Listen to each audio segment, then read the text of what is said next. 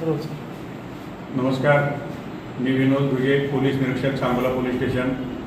दिनांक 14/6/26 रोजी पहाटे जवळा येथील कोरडा नदी पात्रामध्ये वाळू वाहतूक करण्यात येत आहे अशा प्रकारची माहिती मिळाल्याने सांगोला पोलीसची टीम तात्काळ मी त्या ठिकाणी रवाना करून त्या ठिकाणी आमची टीम गेली असता त्या ठिकाणी नदी पात्रामध्ये 3 JCB, 1 टिप्पर, 2 ट्रॅक्टर ट्रॉलीसह वाळू उपसा करत असले दिसून आले.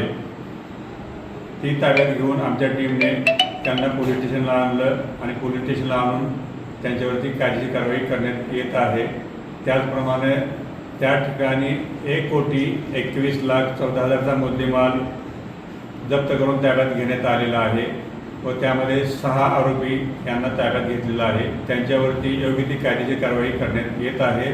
ही कारवाई पोलीस अधीक्षक अतुल कुलकर्णी सर, अपर पोलीस अधीक्षक Vijay Kabade sir, DYSP Shivpuje sir यांच्या मार्गदर्शनाखाली सांगोला पोलीस स्टेशनचे PSI Gurav, PSI Sagar Patil, police हवालदार काजी, पोलीस हवालदार नवनाथ सावंत, पोलीस हवालदार राजगे, सद्दाम नदाब, पांढरे, माळी यांनी ही कारवाई केलेली आहे.